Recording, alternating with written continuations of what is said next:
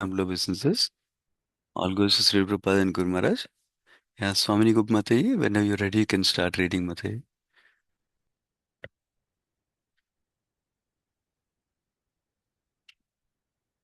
Are you? Yes, Prabhuji, sorry. Okay.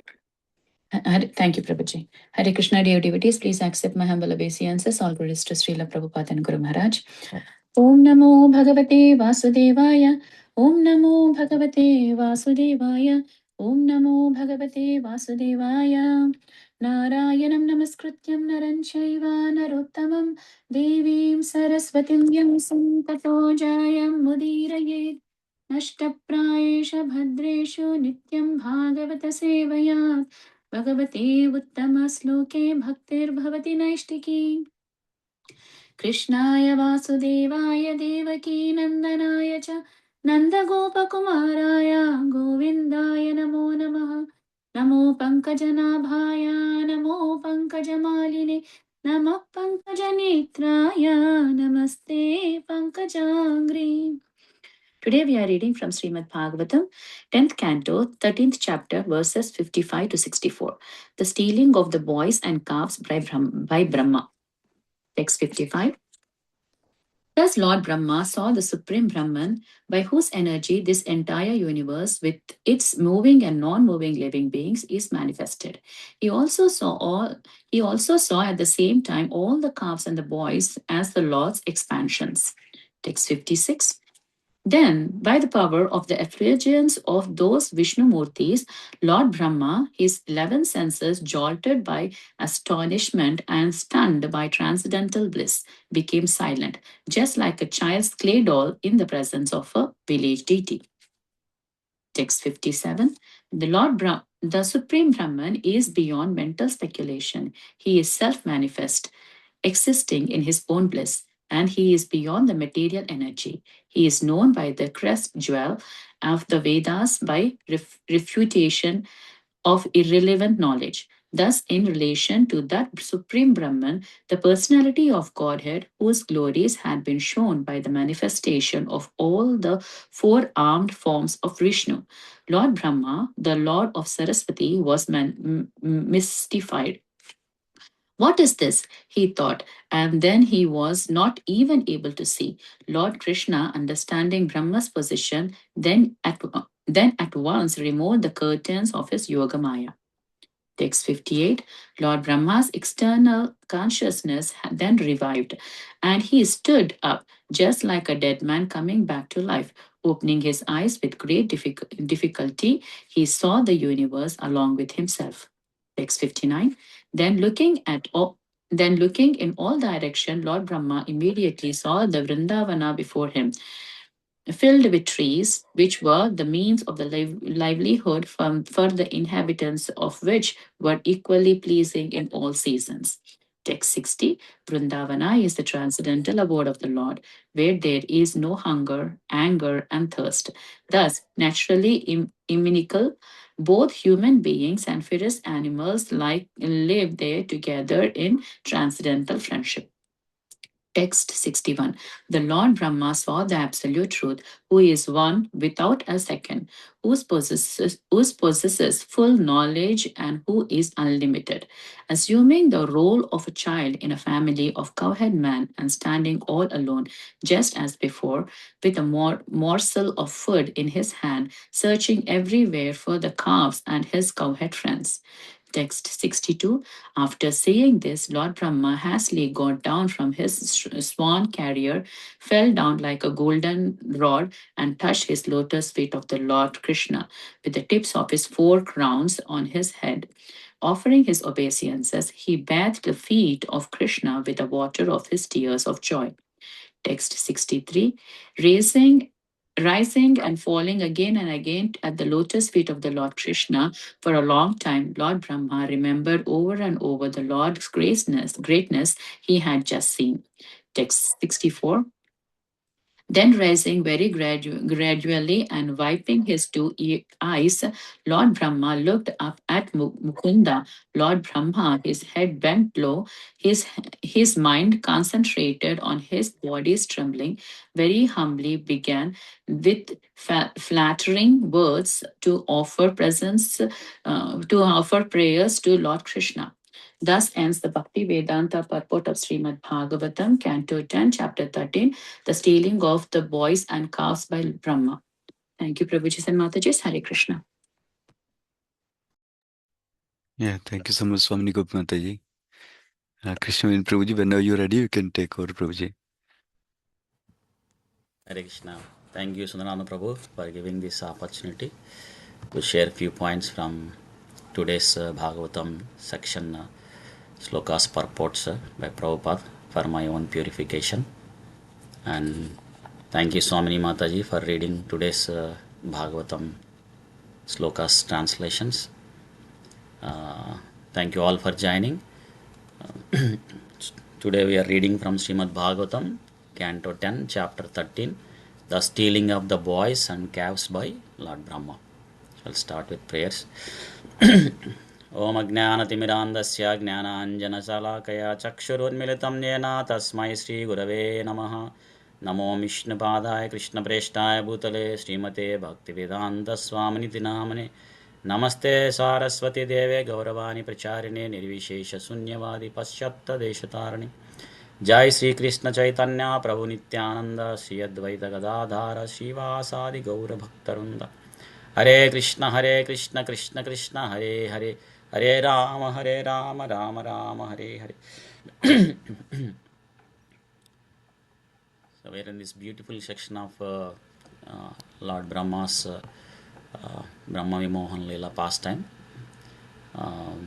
Just to give a background, so we're in the section of Lord Krishna's childhood pastimes. So in the last chapter we saw that how Lord Krishna killed this demon Aghasura and though that pastime happened when Krishna is 5 years old, but this was revealed to the residents of Vrindavana by Krishna's friends after 1 year, and that too they narrated as it happened on that day or present.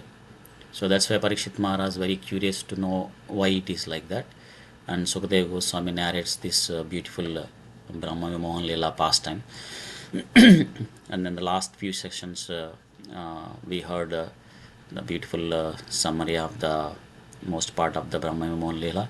Like after killing Aghasura, Krishna along with his cowherd boyfriends, they went for a picnic within the forest, and while they were having a very wonderful time with Krishna, the calves, so they are lured by green grass, they went far away, and then the cowherd boyfriends so they were a little agitated and they want to go and bring the calves back, but Krishna mentioned to them that so you continue your eating the lunch prasadam, but I'll go and find out the calves and bring it.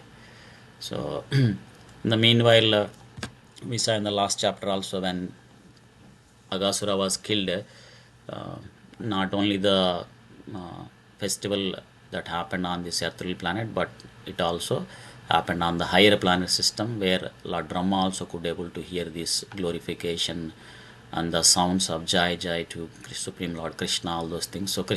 So now Lord Brahma wanted to examine the potency of Krishna.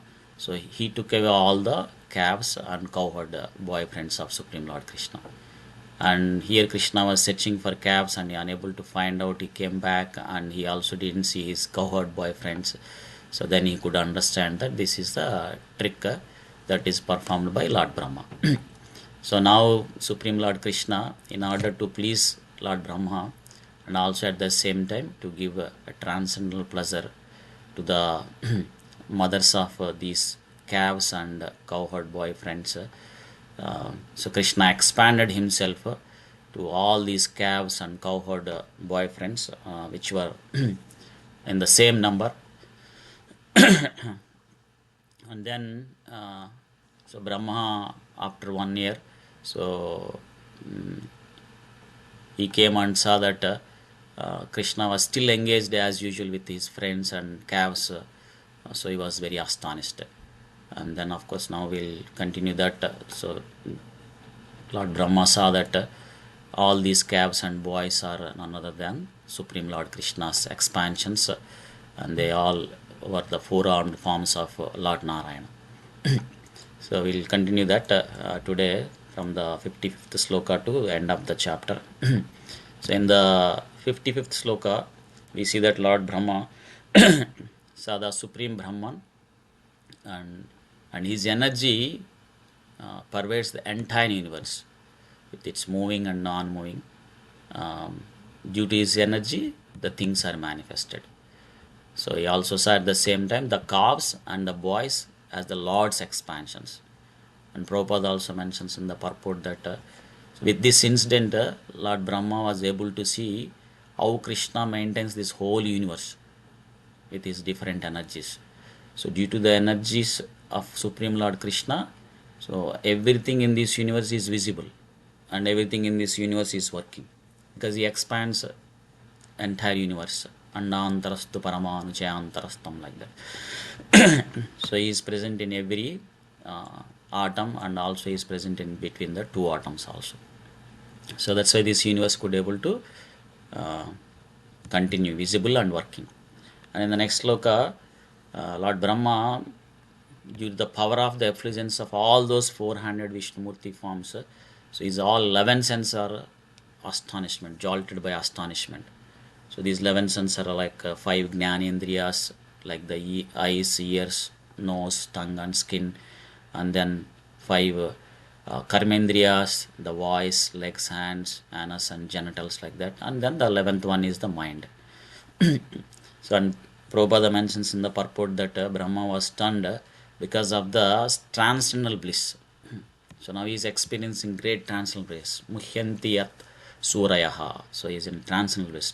So due to that, so all his senses were stunned, and he was unable to say anything or do anything. So he just became silent. So till now, Brahma thought that he is the absolute, and thinking himself that he is the powerful deity, and he had a little bit proud. So now that pride was subdued. So this is a very nice pastime where we see that Supreme Lord Krishna, when his dear devotees, because Lord Brahma is a very dear devotee, when his dear devotees, if they get any kind of little bit of anartha, whether it's proud or anything else, then immediately Krishna helps them and Krishna protects them from those kind of anarthas. So we see that even Bali Maharaj also had this kind of proud, because he conquered the demigods, the higher planet system. So Krishna appeared as Vamandev and he removed that proud, little bit proud what he has it.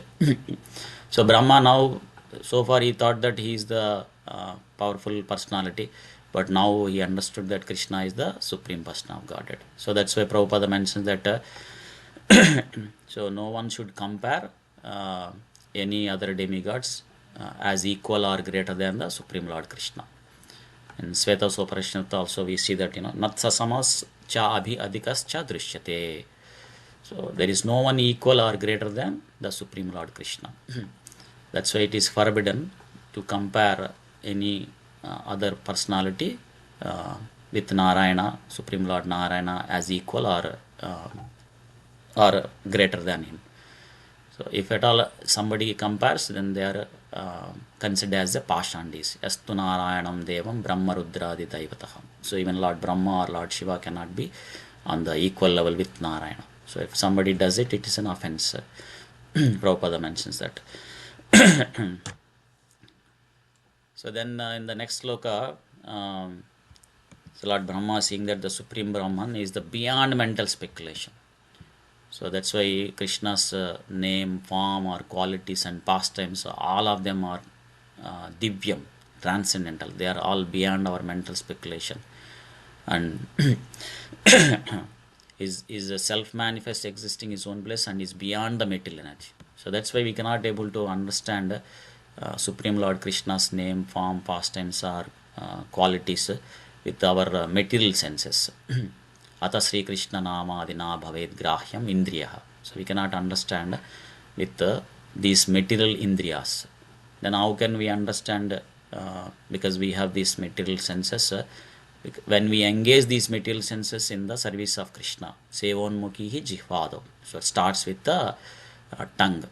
So when we utilize this tongue to chant this Hare Krishna Mahamantra, Hare Krishna, Krishna Krishna, Hare Hare, Hare Ram, Ram Ram, Hare Hare, as Srila Prabhupada has given this wonderful process of chanting Hare Krishna Mahamantra 16 rounds and using the tongue to honor the Krishna Prasadam. So then slowly engaging all other limbs of the body in the service of Krishna, then one becomes purified and progress in the path of bhakti. So when one becomes devotee, then bhaktyamama vijanati. Then Krishna reveals himself to those devotees. So Prabhupada mentions here that so Lord Brahma, so he was mystified by seeing this Krishna's expansions. All are the 400 Vishnu forms. So he could not understand what he was seeing, and he was even not even able to see also. So then Krishna, understanding Lord Brahma's position, so he removed the curtain of his Yogamaya. So generally Krishna doesn't reveal to everyone and anyone. So he covers himself through his Yogamaya. And Bhagavad Gita also he says, Naham Prakasha Sarvasya Yogamaya Samavrata. So he covers himself. So only when somebody progress in the path of bhakti, then he reveals himself. Of course, Lord Brahma is a great devotee here, is one of the Mahajana. So Krishna sometimes uses these his dear devotees as an instruments and perform these wonderful pastimes so that he is teaching to the conditioned living entities like me that so even though we are placed in a very high position or by Supreme Lord Krishna's mercy, we are bestowed with so much opulence, we should not be puffed up. So otherwise, so we'll fall down from the path of bhakti. And also Prabhupada mentions that there is nothing to be puffed up also, because when we compare ourselves with this vast cosmic creation, we are insignificant. So Prabhupada tells one time when he sees that his dear disciple, His Holiness Tamal Krishna Goswami Maharaj, if I remember correctly, so seeing that he is little bit proud for the services that he has done, then Prabhupada gives this analogy like, this whole cosmic creation created by Krishna, out of that only 1/3 is this material creation, and out of that also there is unlimited universes are there, and we are in one of that universe, and in that universe also there are so many planets, and we are in one of the planet, and it is divided into many dvipas, and we are in Jambu Dvipa, Bharatavarsha, Bharatakanda, and in that there are so many countries, and each country has several states. Like that, when we compare ourselves with this vast cosmic creation, then we can see that we are insignificant, and with that we can become humble. So here we see that Lord Brahma is mentioned as the Lord of the Saraswati. So Airesha, so Ira means Saraswati and Isha means husband. So Lord Brahma, who is very intelligent, so he himself became bewildered. Then what to speak of us? So that's why we should be always try to be humble. So Krishna removed his Yogamaya curtain, and now Lord Brahma was able to see as it is. And Prabhupada gives the difference between the Mahamaya and Yogamaya. So Mahamaya is the potency which covers the actual reality and displays something unreal. Like I think that this is my body, but actually I am the spirit soul, part and parcel of Krishna. So if I am thinking that I am this body, then I am under Mahamaya.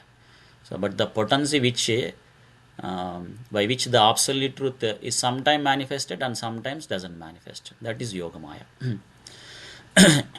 So, and Prabhupada also mentions that Krishna's opulences are inconceivable. So instead of trying to understand by ourselves, where Lord Brahma tried to see here, so we should simply surrender to Krishna and take his shelter and accept whatever the Shastras is saying, or whatever the spiritual master and these great devotees are helping us to understand, we accept as it is instead of trying to understand by all our with our tiny mind, like that tiny brain. So in the next sloka, we see that Lord Brahma, external conscious, then revived and he stood up, and just like a dead man coming back to life, and now you see that the universe along with himself. And Prabhupada mentions that uh, actually we don't die because we are a spirit soul. Krishna also says in Bhagavad Gita, right, that we are spirit soul and there is no death for the spirit soul. So death means we kept inert for some time. So like in that night time when we sleep, we are unconsciousness or we are inert for some time. So similarly, death means we sleep for some time. Then based on our karma, we go through the next body. So one body after another body, like Janma Mrityu Jara Vyadi. So the repeated birth and death. So Prabhupada says that, to stop that and to be situated in our original spiritual consciousness, Prabhupada says that this Krishna consciousness will help us to stop this repeated birth and death. So that's why Prabhupada stresses to take advantage of this Krishna consciousness and make our human life successful. Especially when one gets this human life, they can make their human life successful and go back home, back to Godhead. Because it's very difficult in other lives, whether it's animal or insects or bird, aquatics, like that. Then Lord Brahma, looking at all directions, so he saw Vrindavan before him filled with trees, and which were the means of livelihoods and which were equally pleasing in all seasons. Prabhupada mentions that in Vrindavana, all these trees filled with trees, and they equally please in all seasons. Not that in one season they will please the residents of Vrindavana and another season they will not please, like that. So in all the seasons, these trees will please everyone in Vrindavana. So that is the environment of Vrindavana. Prabhupada also mentions that this is the real means of livelihood, the means of livelihood, like the trees.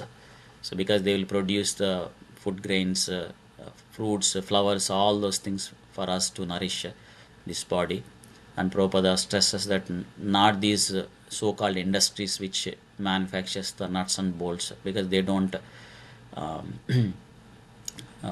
help us to remove the hunger. And in the next sloka, here we see that in Vrindavan is the transcendental abode of the Lord. There is no hunger and anger, thirst. And though natural, inimical, both human beings and fierce animals live together. So this is the Vrindavan. So Vana means forest. Usually in the forest we see the wild animals. That's why people are afraid to be into the forest.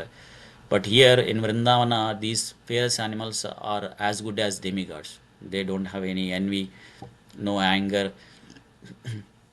all the good qualities present. So that's why the human beings and these wild animals, they live together. So when the wild animals comes to the lakes to drink water, if they see other living entities, they don't attack in Vrindavana. So this is what Vrindavana. So everyone lives very happy. So wherever everyone lives happy, then that is called Vrindavana. Keeping Krishna in the center. So Prabhupada also quotes at that time in one of the newspaper, there was a article. This is in Durban, South Africa. Is saying that article says that all the devotees in the temple, so they serve Krishna, they keep Krishna in the center, and the result is they are very happy, good health, peace of mind, and all the good qualities rising. So Prabhupada says this is the nature of Vrindavan. So when we keep Krishna in the center, then automatically one will experience the happiness, and they will have the good health, and then Shanti Mrichiti, they will be peaceful, and all the good qualities will arise. And in the next sloka, Lord Brahma, seeing the absolute truth, who is one without second and possessed full of knowledge, And now we see that Lord Brahma is seeing that Krishna assuming the role of a child in a family of cowherd man and standing all alone, and is still searching for everywhere for the calves and his cowherd boyfriends. And Prabhupada mentions in the purport that uh, Krishna's knowledge is vast, agada bodham, full of unlimited knowledge. So that's why instead of we trying to understand about Krishna with our own little intelligence what we have, which is given by Krishna, Prabhupada stresses us to surrender him, like to surrender to the Supreme Lord Krishna. Don't try to measure it, because Prabhupada gives that analogy, right? A small frog in a tiny well, if it is trying to understand the length and breadth of ocean, it cannot. So it will try, and it will die.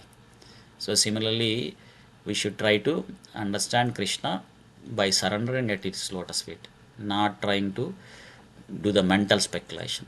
Because Lord Brahma mentions in his Brahma Samhita prayers that Vedeshu Durlabham Adurlabham Atma Bhaktav. So one cannot understand Krishna just simply by reading or acquiring the knowledge. So we have to surrender to him. So when we surrender him, then Krishna will reveal himself. So Krishna is also like a wonderful dramatic actor. So he's playing, and because Brahma had some false prestige, so thinking that he had some power, Krishna showed his real position. Is still acting as a searching everywhere for the cows and his cowherd boyfriends.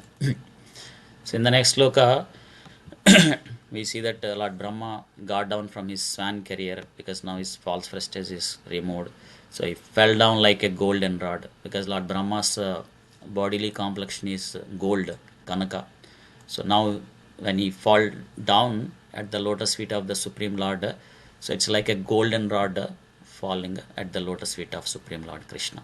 So this is called Dandavat. Danda means stick, Vat means like. So even generally we also, when we have conversations with other devotees, we say that Dandavat Pranam, like that. So though we say we may not fall down, but at least if we can have this consciousness that whenever we are saying Dandavat Pranam, then we have this consciousness that we are falling at that devotee's lotus feet and offering our humble obeisances to him. So here Lord Brahma is offering his humble obeisances. Not only that, he bathed the feet of Krishna with the water of his tears of joy. So that's why this tear is called Sujala. Sujala means Brahma's tears are purified. So, and Prabhupada mentions that so when one progress in the path of bhakti, everything is purified. Sarvopadi vinurmuktam. So all their senses will be purified, all their activities will be purified, and then they'll go back home, back to Godhead when they are successful. Then the next sloka, see that Lord Brahma rising and falling again and again at the lotus feet of Lord Krishna for a long time. Then he remembered over and over the Lord's greatness he had just seen. And Prabhupada mentions that this Supreme Lord, the Parabrahma, so Prabhupada quotes a prayer saying that he is actually crawling in the courtyard of Nanda Maharaj. So Prabhupada says that how wonderful these devotees who captured Krishna with their great devotion, so the pure devotion. So Prabhupada says that quoting this prayer, that one should take shelter at the lotus feet of these devotees, these wonderful devotees. Matsevam dvaram ahurvimuktis. When we take shelter at the lotus feet of the devotees, or when we serve them sincerely and humbly, then the doors for the liberation will be opened. So that's why Lord Shiva mentions in to Mother Parvati that